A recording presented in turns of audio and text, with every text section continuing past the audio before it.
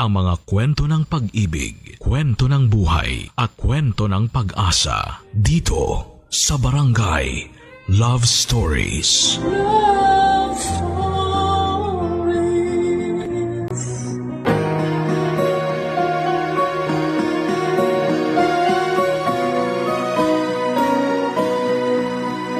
Hindi maiiwasan ang sumama ang loob o magalit dahil sa hindi magandang ginawa ng isang tao sa iyo.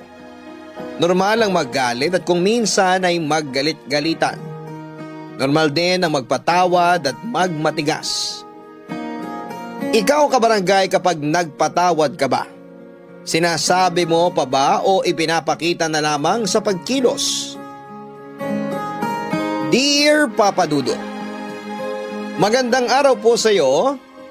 Ako po si Lime, 28 years old sa kasalukuyan. Ang akin pong kwentong ibabahagi sa inyo ay nangyari mahigit 1 taon na ang nakakalipas.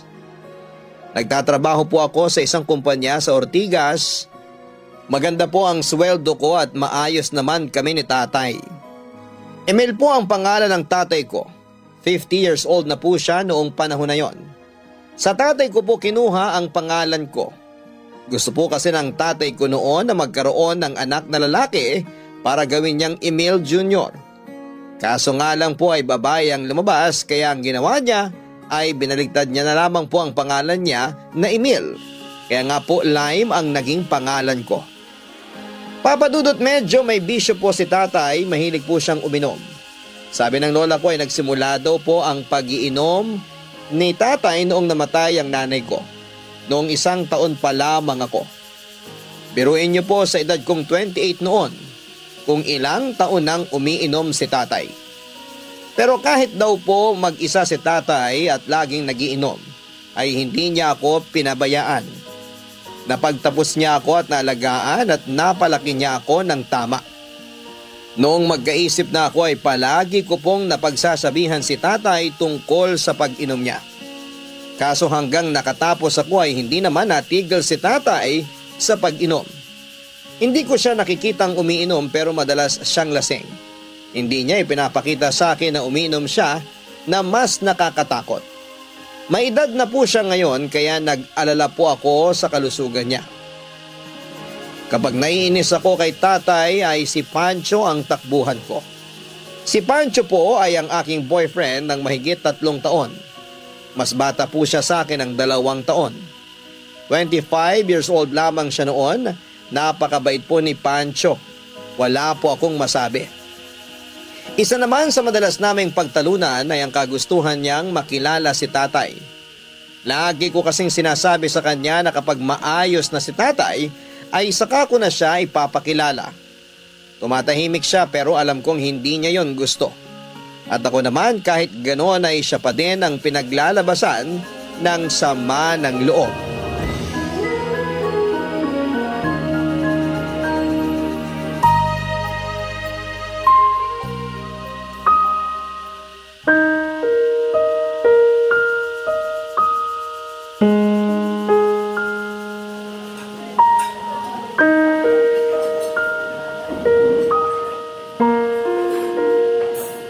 Bakit parang wala kang gana? Hindi mo ba gusto yung mga in-order ko? Hindi, okay lang. Yang hipon nila, paborito mo yan, di ba? Oo. Bakit hindi nababawasan? Pasensya ka na. Teka, si tatay mo na naman yan ano? Oo eh. Bakit? As usual, ayun, uminom na naman. 3 araw kong nakita na hindi lasing tapos kahapon, ayun, lasing na naman. Oh, 3 araw na naman palang nakalipas eh. Anong ibig mong sabihin? Okay lang na uminom siya after every 3 days? Hindi naman. Ang sinasabi ko lang, baka gradual lang ang pagtigil niya. Mahirap din kasi yung biglaan. Pancho, magdadalawang taon ako nung magsimula siyang uminom. Ilang taon na ako ngayon? Ganun ka bagal? Ganun ka gradual? Nagsisimula pa lang siguro siya ngayon. Kaya bigyan mo ng time. Ilang taon pa? Kung may sakit na siya? Hindi naman siguro. Kailan? Bigyan mo lang siya ng time. Sa edad niya, dapat time's up na. Naiintindihan kita. Pwes damayan mo ko. Nandito naman ako para sa'yo ah. Hindi kita makita sa gitna ng sentimiento ko. Ang sinasabi ko lang naman, bigyan mo lang ng pagkakataon ng tatay mo na unti-unti ng sarili niya sa pagtigil uminom. Hindi nga siya tumitigil. Siguro baguhin mong approach mo sa tatay mo. Anong ibig mong sabihin? Kasi lagi mo siyang napapagalitan. Kasi nga ayaw niyang tumigil. Kaya nga siguro kausapin mo uli siya ng mahinahon. Anong sinasabi mo? Makikiusap ako sa kanya? Kung yun ang kailangan. Siya may mali tapos ako makikiusap? Tatay mo naman yun. Yun na nga eh. Isipin mo na lang dumaan ka din sa tigas ng ulo at hindi siya nagalit sa'yo. Ewan. Mali ba ako? Mahal. Ano? Pati sa akin? Anong pati sa'yo? Pati sa akin galit ka na din? Isa ka pa kasi ang kulit mo. Kung hindi ako magiging makulit, paulit-ulit lang ang mangyayaring sawayan nyo ng tatay mo. Oo na, makikiusap na ako. Oh, bakit galit ka pa din? Anong gusto mo? Makiusap din ang pagsagot ko? Ay, sarcastic. Tumigil ka na nga. Ay, nagiging dragon na. Nakakainis na ha. Ay, gumaganda ka lalo. Tumigil ka na nga. Uy, natatawa. Tama na ha. Uy, lalong gumaganda. Napipikon na ako. Sige nga. Kung napipikon ka nga, kiss mo nga ako. Pag di ka tumigil, aalis ako dito. Sige na nga, titigil na ako. Kasi nawawala yung ganda mo pag tumataray ka na eh. Tama na ha. Kain na nga tayo. Mabuti pa nga. Sige ka, pigilin mo yung tawa mo, baka Ang baboy mo. Kumain na tayo.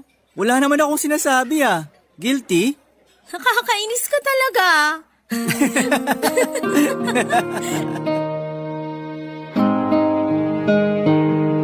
Papa Dudut, magaling talagang magpakalma si Pancho. Alam niya kung paano pagaanin ang loob ko kapag umiinit na naman ang ulo ko.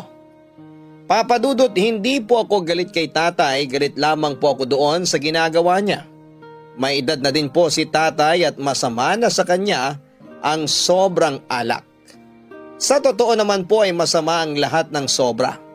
Kung paminsan-minsan lang naman po ay mapagbibigyan na. Pero yung halos araw-araw o kung minsan ay araw-araw talaga. Kahit na tumigil pa siya ng 3, 4 na araw o 1 linggo, ang problema ay uulit pa din siya. Kung isa sa 1 buwan siguro ay mapapayagan ko na. Isa pa sa nakakainis ay hindi lang basta inom ang ginagawa ni tatay. Dahil sa tuwing iinom siya ay lango siya palagi. Hindi mo na makakausap ng maayos kasi kung ano-ano na ang mga sinasabi. Nakakatakot, Papa Dudut, baka kasi sa edad niya ay hindi na lamang pala kalasingan ang dahilan ng pagsasabi niya ng kung ano-ano. Paano po kung epekto na yon sa katawan niya ng mga alak na naiinom niya? Paano po kung tuluyan siyang makalimot o paano kung bastang nagsalita na lamang siya ng kung ano-ano? Alam ko pong OA ako sa pag-iisip ko pero kung ganoon kasi si tatay ay hindi mo din naman po maaalis sa akin ang mag-isip ng kung ano-ano. Salamat na lamang at nandyan si Pancho, paminsan nga lang. Alam kong nakakainis ako kasi parang siya ang nagiging shock absorber ko. Dahil siya naman ang naaaway ko. Pero hindi po yun minasama ni Pancho at naiintindihan niya naman. Kaya mas lalo siyang hindi umaalis sa tabi ko. Sa mga oras na naglalabas ako ng sama ng loob kay tatay. Tama naman po ang sinasabi niya. Sa susunod na kakausapin ko si tatay ay magbabago na nga ako ng atake. Mas makikiusap na ako kesa magagalit. Pero isang beses po ay hindi ko alam kung ano ang reaksyon ng gagawin ko. Hindi ko po nakikitang umiinom ng alak si tatay sa harapan ko. Pero noong unang beses ko mismong nakita sa akto si tatay na umiinom ay muntik kong malimutan ang pangako ko na magiging marahan sa pakikipag-usap sa kanya. Kaya habang kausap ko si tatay noon ay hirap na hirap akong pigilin ang galit ko.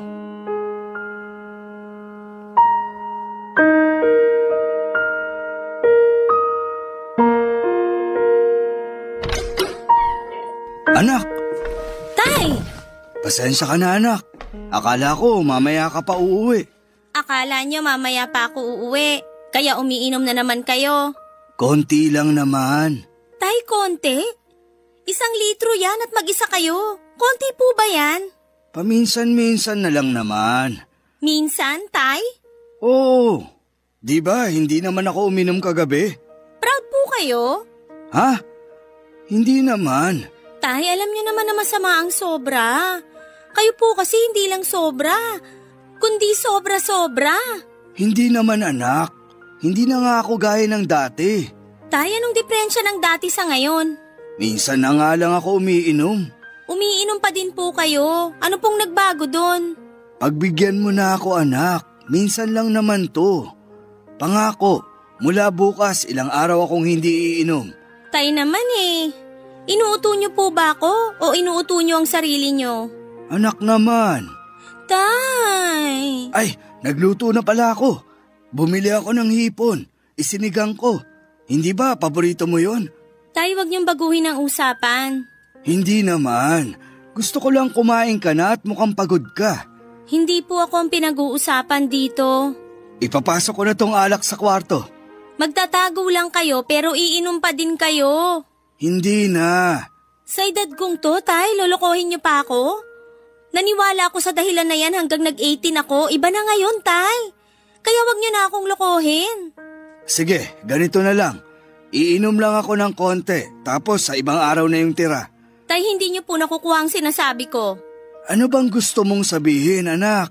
Tay, tumigil na kayo sa pag-inom. Matitigil din ako. Kailan po?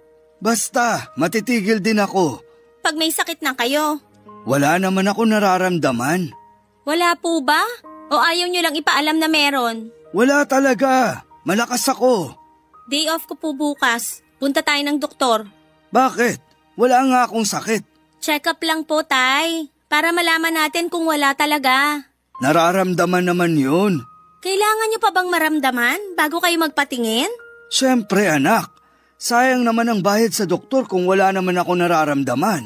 Tay, sa dami ng alak na nakonsumo niyo sa mahigit kalahati ng buhay niyo, imposibleng wala. Bakit ba anak parang gusto mo akong magkasakit? Ayan na naman kayo eh. Alam niyong hindi yan ang ibig kong sabihin. Itong anak ko talaga. Mabuti pa kumain ka na at magpahinga ka na. Siguradong napagod ka sa trabaho mo. Tay? Oh? Tay, pwede po ba tayong mag-usap? Kanina pa tayo nag-uusap. Tay, wag kang ang pilosopo. Ito naman hindi na mabiro. Maupo na nga muna po tayo. Ipapasok ko lang sa kwarto tong... Hayaan niyo na muna yan dyan, Tay. Mag-usap na muna tayo. Itong batang to. O siya, anong pag-uusapan?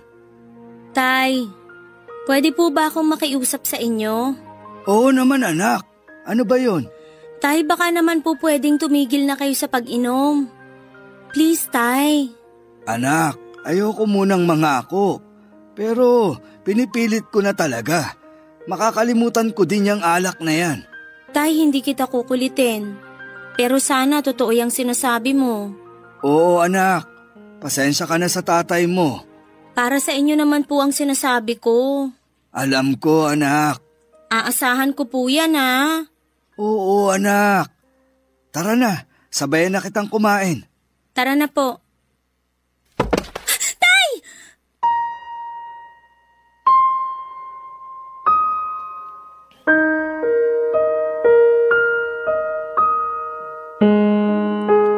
Papadudot, itinakbo ko sa ospital si tatay. Mabuti na lang at tinulungan ako ng mga kapitbahay ko. Sobra ang sigaw ko dahil sa takot at hindi ko alam ang gagawin ko. Pagdating sa ospital ay nalaman namin na mild stroke si tatay. Sabi ng doktor ay baka nawalan daw ng balanse si tatay kaya natumba. Pero mabuti na lamang at naisugod kaagad sa ospital at nabigyan ng paunang lunas. Instant na total check-up si tatay. Nalaman namin na marami na palang problema si tatay kaya binigyan siya ng prescription para sa mga gamot niya. Madami ang gamot papadudot at yung iba ay mga mahal. Pero hindi po problema sa akin yon basta maging maayos lamang si tatay. Si tatay naman dahil sa dami ng gamot niya ay parang tinapik ng tadhana para gumising. Hiyang-hiya si tatay sa laki ng magagastos sa mga gamot na bibilhin. Kinausap ko siya na huwag nang isipin yon. Kaya kong tustusan yon basta magpagaling lamang siya, Papa Dudut. Hindi makapangako si tatay na hindi na siya iinom. Siguro ay natatakot siya na masira ang pangako niya. Kaya makalipas ang ilang araw ay nakita ko ang malaking pagbabago kay tatay. Lagi siyang matino at hindi ko nakikita ng epekto ng alak. Nakakahinga ako ng malalim kasi hindi i-epekto ang gamot kung iinom siya ng alak. At ang pinakamagandang epekto noon ay ang hindi na niya pag-inom ng alak, Papa Dudut. Barangay Love Stories. Barangay Love Stories. Papa Dudut, napakasaya ko. Kahit pangit ang nangyari, para ma-realize ni tatay na tumigil sa pag-inom ng alak ay okay din. Ang importante ay maging okay ang pakiramdam ni tatay at okay na kaming pareho. Hindi na ako nag-alala na iinom uli siya. Kasi po nakalipas ang 4 na buwan ay hindi na talaga umiinom si tatay. Nakwento ko kay Pancho ang nangyari, mas naging masaya pa si Pancho kesa sa akin. Dahil sa nadinig niya na okay na lumakas na si tatay at hindi na ito umiinom sa matagal na panahon. 4 na buwang hindi umiinom ng alak si tatay ay parang world record para sa akin, Papa Dudut. Kaya daw pala ang panatag ko sa 4 na buwan na kumakain kami at lumalabas. Ayoko pa kasing sabihin kay Pancho ang pagbabago kay tatay hanggang hindi ako nakakasiguro na talagang okay na si tatay. Pero sa 4 na buwan na maganda ang ayos at pakiramdam ni tatay, ay naisip ko na dapat ko nang sabihin at ipagmalaki kay Pancho na nagbago na ang tatay ko.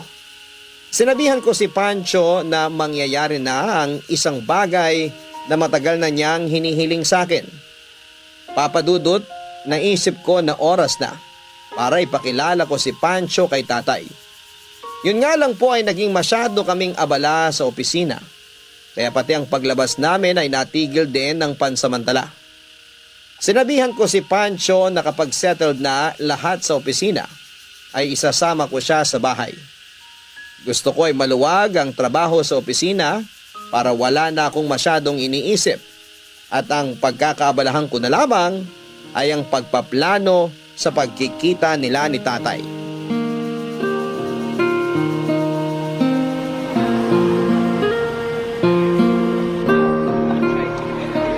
Mahal? Hay, salamat. Ha? Saan? Kanina ka pa tahimik. Salamat nagsalita ka din. At salamat ang una mong sinabi ay mahal. Tahimik ba ako? Hindi mo ba nadidinig ang sarili mo? Ha? Hindi. Kasi nga tahimik ka. Nakakainis ka. Oh, huwag kang mainis. Sorry na. Baka masira pang araw mo. Hindi masisira ang araw ko. Eh bakit kanina ka pa tahimik? Nag-iisip kasi ko. Nang? Kasi yung dati mo pang hiling, matutupad na. Hiling? Ano dun? Yung kay tatay. Ibig mong sabihin, ipapakilala mo na ako sa tatay mo? Oo. Talaga? Teka, ibig bang sabihin tumigil na sa pag-iinom ang tatay mo? Oo. Wow! Nakakatuwa naman yun. Sobra. Dahil dyan, dapat mag-celebrate tayo. Saka na. Bakit? Hindi ba ang dami pa kasing kailangan gawin sa opisina? Gusto ko matapos muna yun para wala na akong ibang iniisip. Kahit magkape lang tayo o kaya ice cream. Saka na. Itodo na lang natin ang celebration pag natapos ko na yung mga kailangan gawin sa opisina. Sige, okay na sa akin yun. Minsan maganda rin naman yung ma-excite. Oo. Kung nakapaghintay naman ako ng matagal, ano ba naman yung sandaling paghihintay na lang? Salamat. Ano bang salamat? Alam mo naman na nandito lang ako palagi para sa'yo. Kaya mahal kita eh. Kasi lovable ako. Minsan nakakainis ka kaya? Siyempre kahit lovable, minsan kailangan din maging nakakainis para balanse. Palusot ka naman. Huwag mong sabihin na naiinis ka na naman. Oo kaya. Sige nga, kung naiinis ka, kiss mo nga ako. Hoy, mahiya ka na, sakali tayo. Bakit? Girlfriend naman kita at boyfriend mo ako. Anong masama dun? Nakakahiya. Alam mo naman ng ibang tao. Kung maaapektuhan tayo sa iniisip ng ibang tao, hindi na uusad ang mundo. Ikaw talaga, masunod lang ang gusto mo. Gagamitan mo na naman ako ng matatalinhagang salita mo. Cute ba? Nakakainis ka. Pakyut ka sa akin masyado. So, cute nga. Bahala ka, iiwan kita dyan. Ito naman, biro lang. Mabalik tayo kay Tatay Emil. Kumusta naman siya? Wala naman withdrawal? Parang wala naman. Ganun pa din siya, masayahin. Ang nagbago lang, wala na yung inom. Minsan maganda rin naman talaga ang pagbabago. May pagbabago din naman na pangit. Tulad ng ano? Kunyari, mabait ako sa'yo. Tapos bigla akong naging bad. Hindi mangyayari yan. Bakit naman? Masyado mo akong mahal para maging bad ka sa akin. Ano bang nakain mo at masyado kang cheesy? Wala. Excited lang ako at masaya. Sa? Excited sa celebration natin. At magkakakilala na kami ni Tatay Emil sa wakas. Masaya ako dahil magiging okay na si Tatay Emil. At wala ka ng problema. Anong wala? Meron pa din. Pero laking bawas ng pagtigil ni Tatay sa pag-inom. Kaya kahit magka-problema pa uli ako, okay lang. Basta maayos na si Tatay. Tama. Kiss mo nga ako? Halika na nga, malilate na ako. Ang kulit mo.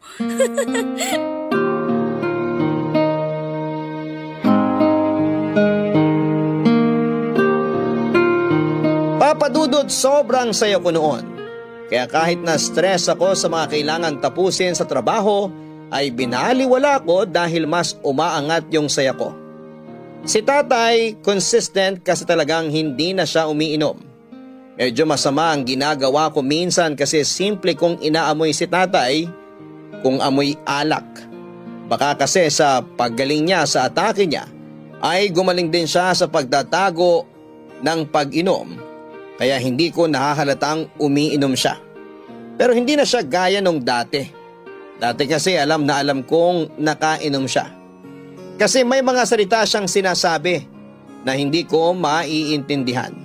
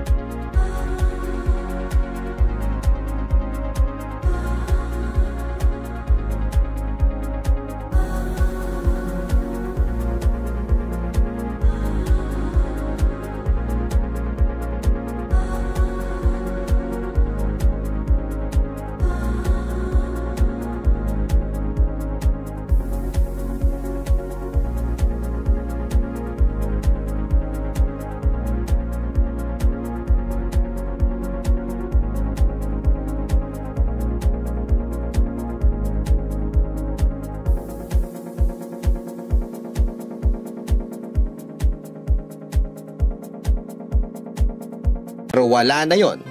Hindi ko na nadidinig yung mala German niyang salita kapag nakakainom. Hanggang sa nalampasan na namin ang bagyo sa opisina. Naitawid na namin ang mga kailangan tapusin at balik na sa normal ang lahat. Kaya nung naipasa ko ang huling dokumento na kailangan ay inisip ko na yun na ang hudyat para yayain sa bahay si Pancho at may pakilala na kay Tatay Papa Dudut. Kahit kay Tatay din ay limitado ang kwento ko tungkol kay Pancho.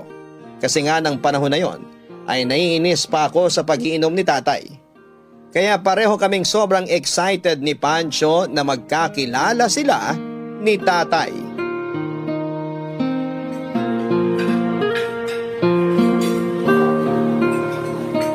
Ang Ang dami mong nakain na hipon ah. Syempre naman, paborito ko eh. Madami akong in-order. Magbalot tayo para kay Tatay Emil. Oo, matutuwa yun. Pwede bang magtanong? Ano yun? Huwag ka sanang makulitan ah. Parang alam ko na yung tanong mo. Malamang nga. Yun lang naman ang tanong na paulit-ulit ako eh. Sige, gusto ko pa din marinig. Kailan mo ba ako ipapakilala kay Tatay Emil? Pag natapos na lahat ng kailangan gawin sa opisina. Kailan kaya yun? Napansin mo ba pumayag na ako sumama sa'yo para kumain? Siyempre naman. Kasi nga kanina, naipasa na namin yung huling mga dokumento, kaya tapos na yung unos sa opisina. Talaga? Oo. So ngayon mo na ako ipapakilala kay Tatay Emil? Wag muna ngayon. Gusto ko maganda ang pagkikita nyo. Kahit simple lang, wala namang problema sa akin. Sa akin may problema. Bakit? Kasi nga gusto ko special ang araw na yun. Kaya dapat kong paghandaan. Sige, okay pa ako maghintay. Pero kailan yan? Sa Biyernes, para wala akong pasok kinabukasan. Itong darating na Biyernes? Sige! Yes! Gusto kong magluto kaso may pasok pa ako. Kaya hindi ko maaasikaso. Order na lang tayo, ipa-deliver natin. Kung magpapadeliver naman, masisira ang sorpresa. Sorpresa ba? Oo. Paano gagawin natin? Bili na lang tayo dun sa paborito mong kainan bago pumunta sa inyo. Kaso baka matagalan pa tayo. Wala namang pre-order dun. Baka magutom si tatay. Paano kaya? May naisip ako. Si tatay mismo ang paglulutuin ko. Ha? Sorpresa, di ba? Oo. Hindi ko sasabihin ang totoo kung bakit ako magpapaluto. Sasabihin ko magse-celebrate kami kasi natapos ang problema ko sa opisina. Ang talino mo talaga, mahal. Inuuto mo na naman ako. Alam ko na ang kasunod niyan. Kiss mo nga ako? Sinasabi ko na nga ba eh. Doon may pader, doon mo ikis-kiss. Mahal naman. Ikaw kasi, sinasamantala mo pag masaya ako. Pakis ka ng pakis. Siyempre. Tulungan mo muna ako magplano. Buong-buo na nga ang plano mo eh. Yung detalye, hindi pa. Detalyado na yon. Para sa akin nga, palagay ko, pag nagpaluto ka kay Tatay Emil, kahit hindi mo sabihin kung ano mga putahe, sigurado ang lulutuin nun yung mga paborito mo. Kung sa bagay. Pero, okay lang ba na si Tatay Emil pa magluluto? Naku si tatay, yun ang gusto nun, yung pinaglulutuan ako. Kaya alam kong sa pagluluto pa lang, magiging masaya na siya, bago pa niya malaman yung sorpresa. Nakakatuwa din. Sa wakas, makalipas ang halos 4 na taon na magkarelasyon tayo, makikilala ko na rin ang tatay mo. Salamat ha. Oh, saan naman? Kasi hindi ka napagod kakahintay. Kahit madalas ang nega ng kwento ko tungkol sa pag-inom ni tatay, hindi pa din siya naging masama sa paningin mo. Kasi naman, alam kong sa gitna ng lahat ng yon, mabuting tao si Tatay Emil. Paano mo naman nasabi yan hindi pa nga kayo nagkikita? Ikaw ang buhay na patotoo. Maganda kanyang pinalaki. Kaya alam kong doon mo nakuha lahat ng magandang ugali mo. Ay teka, parang... Kiss mo nga ako? Sabi na nga ba eh. Mahal, pangako ko, tutulong ako para maging maayos ang kalusugan ni Tatay Emil. Pangako yan ah. Salamat. Sabi ko nga sa'yo noon pa, kung noon mo pa ako pinakilala sa kanya, dapat noon pa nagtutulungan tayo. Hayaan mo na. Eto na naman naayos na. Oo nga naman. Wag mo nang sabihin. Eto na, ikikis na kita. Sa pisngi lang? Gusto mo babawiin ko? Kain na tayo?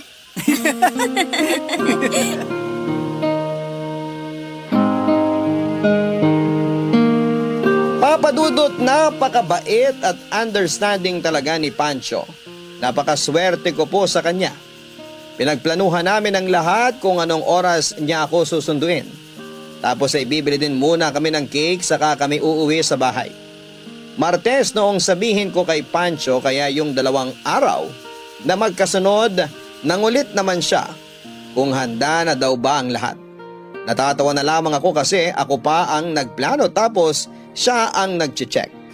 Pero cute naman po ang kakulitan ni Pancho kaya sagot na lamang ako ng sagot ng opo, ayos na po. Natatawa ako.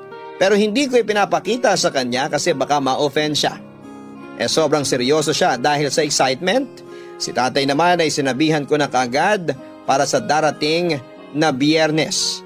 Bibigyan ko siya ng pera pero sabi niya na siya na lamang ang bahalang gumastos sa mga kakailanganin sa lulutuin niya. Kahit pinilit ko, ay mas ipinilit niya na siya na. Pera niya na lamang ang ipangbibili niya. Ayokong mabuking kaya pumayag na lamang din po ako. Gaya ni Pancho, si tatay naman ay excited na paglutuan ako. Maayos na ang plano, handa na ang lahat. Nang biglang sabihan ako sa opisina na kailangang i-overtime namin ng Biyernes dahil sa may kailangang ihabol sa mga dokumentong kailangang tapusin. Papa Dudut, sinabi po sa amin na may overtime kami ng Biyernes.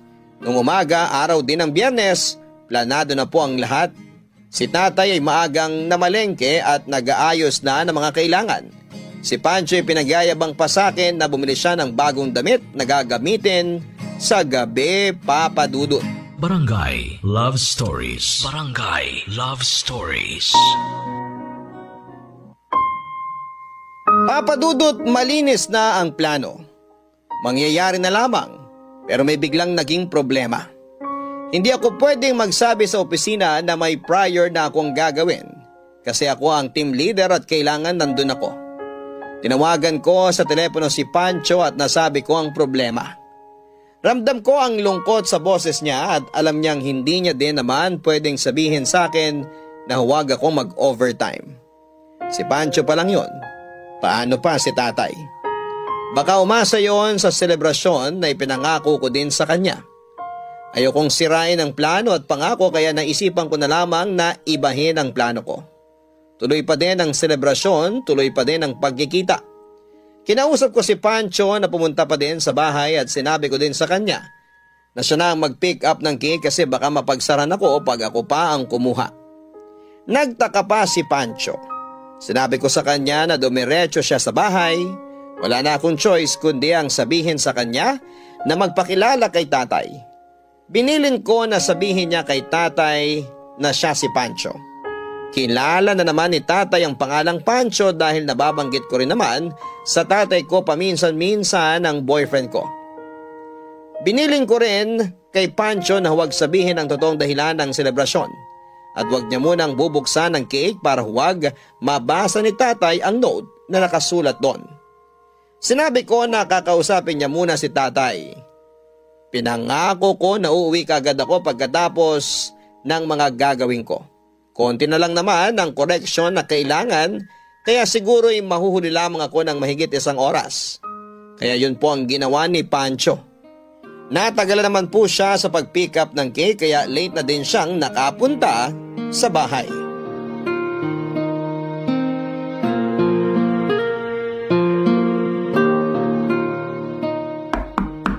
Tao po! Sino yan? Magandang gabi po. Ay, kanino galing yung cake? Po? Kay Lime po. Ah, pinadeliver niya. Akin na, may babayaran ba? Ay, hindi po. Anong hindi? Ang ibig mong sabihin, wala. Walang babayaran. Hindi po. Ang ibig ko pong sabihin, hindi po to delivery. Hindi po ako delivery boy. Ay, sorry iho. Pasensya ka na. Ayos lang po. Ako po si Pancho. Kasamahan ka ba niya sa opisina? Pauwi na ba siya? Hindi niya po ako kasamahan sa opisina. Si Pancho po, ako yung... Pancho? Ikaw bang boyfriend ni Lime? Opo. Naku, tuloy ka. Pasensya na iho. Nananabik kasi ako sa pagdating ni Lime kaya hindi na ako nag-iisip. Ayos lang po. Maupo ka. Salamat po. Ilalagay ko ba sa ref ang cake? Dito na lang po sa mesa. Sige, ilapag mo na lang dyan. Kanino po tong bote ng alak dito? Naku, wag mong pansinin yan. Yung kumpare ko, kakauwi lang galing ibang bansa. Nagpunta kanina, tapos dinala yung alak, pasalubong niya daw sa akin. Hindi ko masabi na hindi na ako umiinom. Kasi nahiya ako sa kanya. Kaya kunwari, tinanggap ko. Ibibigay ko na lang dun sa isa kong kaibigan. Yung malayo dito para hindi niya malaman na ipinamigay ko lang. Ah, ganun po ba? Oo. Ay, teka, baka gusto mo, sa iyo na lang. Hindi po ako umiinom eh. Ay, mabuti yan. Ako dati, malakas uminom. Pero nakapangako na ako kay Lime na hindi na ako iinom. Napakasaya ko po para sa inyo. At lalo na kay Lime. Bakit? Po? Kasi po ang babait nyo. Mag-ama nga po kayo. Mabait naman talaga ang anak ko. Alam ko po yan. Ganon din po siya sa akin. Kaya pala marami ang pinaluto sa akin ni Lime kasi darating ka pala. Opo. Mabuti, para matikman mo naman ang luto ko. Pero itong alak, siguro itatago ko na lang muna sa ibaba. Kasi baka makita ni Lime at kung ano pang isipin. Opo. Anak! Parang gulat na gulat kayo, Tay. Mahal. Ano po yung hawak nyo? Iinom kayo? Ay, hindi anak. Binigay sa akin to. Ipamimigay ko na sana. Oo, mahal. Yung kumpare ni Tatay Emil Pwede ba tumahimik ka muna? Kausap ko ang tatay ko. Anak, wag mo naman sigawan si Pancho. Kasi magkakampihan kayo. Anak, ano bang kampihan ang sinasabi mo? Mahal, nagkakamali ka sa iniisip mo. Ako pa ngayon ang mali? Akala niyo siguro mamaya pa ako uuwi, no? Anak, hindi ganon. Mahal, hayaan mo muna kami magpaliwanag. Pwede umalis ka na? Mahal? Umalis ka na! Saka na tayo mag-usap. Anak, wag naman ganyan. Umalis ka na! Sige po, Tatay Emil. Mauna na po muna ako.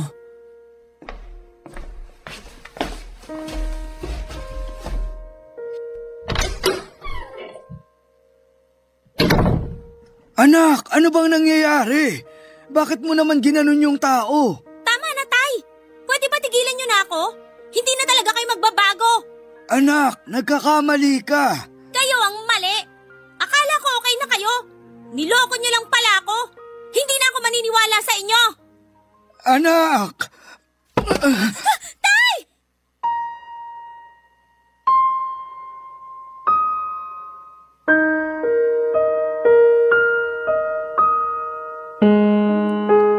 Papa Dudut, nagsisigaw na naman ako noong natumba si tatay. Mabuti na lamang ay hindi pa nakakalayo si Pancho. Nagmadali siyang bumalik sa bahay, siyang bumuhat kay tatay at isinakay niya sa kotse niya para dalhin sa ospital. Hanggang maipasok sa emergency room si tatay ay hindi ko kinakausap si Pancho. Sa isip ko ay siya ang sinisisi ko kung bakit nagkaganon si tatay. Nang oras na yon ay iniisip ko na nangako siya sa akin na tutulungan niya akong mapabuti ang lagay ni tatay. Yun pala ay siya pa ang magdadala ng alak. Sobrang sama ng loob ko sa kanya noon, Papa Dudut, nang medyo kumalma na ang lagay ni tatay ay saka ko kinausap si Pancho. Sinabi ko sa kanya ang lahat ng nararamdaman ko. Sinira niya ang halos 4 na taong relasyon namin. Dahil sinira niya ang pinakamahalagang pangako na binitawan niya. Hindi ko siya maintindihan kung bakit alak pa ang napili niyang ibigay kay tatay. Tahimik lang si Pancho at hindi sumabay sa galit ko. Nagulat na lamang siya noong makipaghiwalay ako sa kanya. Sa tuwing pipilitin niyang magpaliwanag ay binabara ko siya sa gusto niyang sabihin. Nilulunod ako ng galit ko noon. Nakita ko kung paano sumama ang loob niya sa mga narinig niya sa akin. Pero para sa akin ay kailangan niyang marinig yon. Kung siya naman ang papatay kay tatay ay hindi talaga siya para sa akin. Walang bigat sa loob ko nang sabihin kong ayoko na siyang makita. Hindi na lamang talaga nagsalita si Pancho at tuloy-tuloy ang luha niya na umalis na lamang. Si tatay ay tuluyan ng hindi nakatayo at naparalisa ang kalahati ng katawan at hindi din siya nakakapagsalita dahil sa stroke. Kung meron man siyang masabi ay hindi maintindihan. Dahil doon ay kumuha ako ng nurse na makakasama ni tatay sa araw at sa gabi ay ako na ang nag-aasikaso sa kanya. Laging may sinasabi si tatay pero hindi ko na lamang pinapansin kasi hindi ko naman maintindihan. Lumipas ang 1 taon. Nakikita ko na naman na bumubuti ng paunti-unti si tatay. Pero si Pancho ay hindi ko na nakita mula ng araw na itinaboy ko siya. Nagsubok pa siyang lumapit sa akin pero laging halos mag-iskandalo ako kapag tinataboy ko siya. Hindi ko siya binigyan ng pagkakataon na magsalita kahit kaunti. Hindi ko na din naman siya inisip dahil hindi mawala ang galit ko sa kanya. Lalo na kapag nakikita ko si tatay. Hanggang sa kahit mabagal ay nakapagsalita na din ng maayos si tatay. Naiintindihan ko na. Kinausap niya ako isang gabi.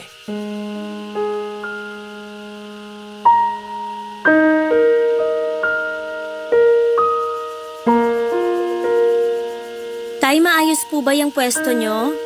Oo anak, May nararamdaman ba kayo? May masakit ba sa inyo? wala. Kamusta ang therapy nyo? Ayos naman. Natutuwa po ako at nakakapagsalita na kayo. Naiintindihan mo na ba ang sinasabi ko? Opo, klaro na po. Salamat sa Diyos. Sabi ni Nurse June, nagagalaw nyo na daw ng bahagya ang daliri nyo. Oo, konti. Pero wala naman pong sumasakit pag ginagalaw nyo? Wala anak. Ay, salamat at magiging ayos na uli kayo. Anak, Po, may sasabihin ako. Sana pakinggan mo ako. opo naman. Sige tay, ano po yon? Anak, mali ang inisip mo dati. Saan po?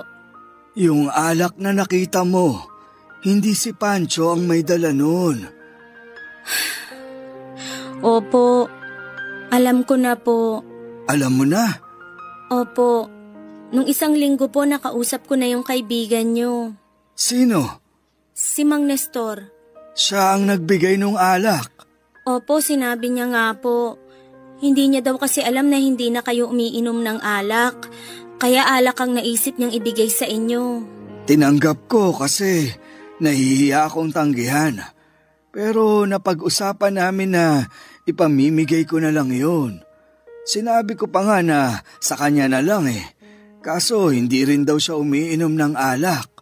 Kaya walang kasalanan si Pancho. Opo, alam ko na po ngayon. Sa katunayan nga, akala niya umiinom pa rin ako. Kaya nakita ko yung pagkabalisa niya nung tinanong niya ako kung bakit ako may alak sa bahay. Napakalaki po ng kasalanan ko sa inyo ni Pancho. Huwag mo nang sisihin ang sarili mo. Patawarin niyo ako, Tay. Dahil lang yun sa pagmamahal ko sa inyo. Sa sobrang sama po ng loob ko, wala na akong pinakinggan kasi akala ko umiinom na naman kayo. Nangako na ako sa iyo, anak, na hindi na ako iinom kahit kailan. Dadalhin ko ang pangako na yun sa hukay. Tay, wag po kayong magsalita ng ganyan. Patawarin mo rin ako, anak. Kasi kung hindi ako naging palainom dati, hindi ka mag-iisip ng ganun. Napakasama ko. Hindi, anak. Naiintindihan kita. Salamat, Tay. Pero paano si Pancho? Malaki ang kasalanan ko sa kanya. Pinagbintangan ko siya na siya ang nagbigay ng alak sa inyo. Siya din ang sinisi ko kaya kayo inatake. Dahil dun sa mga bintang na yun, hindi ko na siya hinarap kahit kailan. Tinaboy ko siya at tinapon ko lang ang matagal naming pinagsamahan. Anak, may pagkakataon pa naman. Tay, 1 taon na din kaming hindi nakikita. Mahahanap mo siya. Hindi na po, Tay Wala na siya dun sa dating tinitiran niya. Wala na siya sa pinagtatrabahuhan niya at hindi din alam ng mga nakakakilala sa kanya kung nasa na siya. May paraan, anak. Mahahanap mo siya. Hindi naman po ako nawawala ng pag-asa. Mahal na mahal ka ni Pancho. Alam ko po. Kung hindi na niya ako mahal ngayon, maiintindihan ko. Makausap ko lang sana uli siya para makahingi ako ng tawad. Sana naman magkaayos kayo. Salamat, Tay. Ako ang gagawa ng paraan para magkita uli kayo at makapag-usap. Saka na...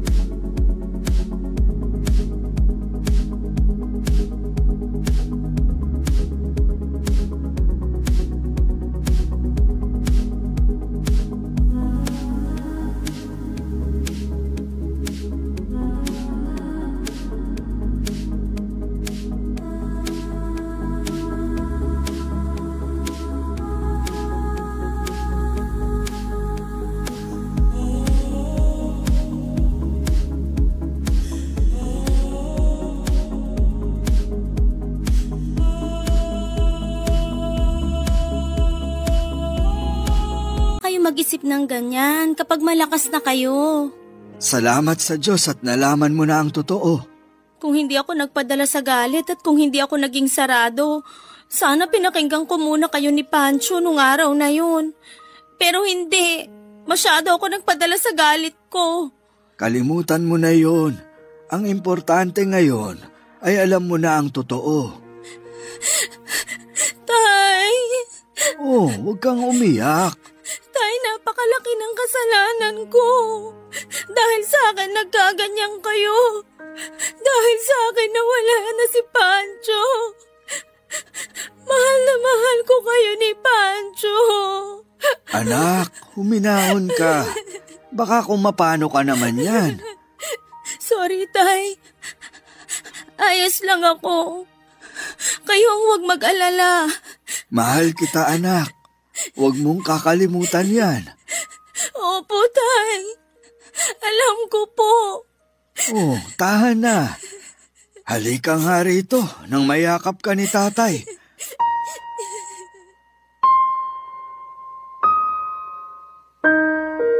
Papa Dudut, napaka-importante ng gabing yon. Dahil nasabi namin lahat ng gusto naming sabihin. Nagkaliwanagan at nagkapatawaran. Parang pinilit lang talaga ni tatay na makapagsalita para makausap ako bago siya umalis.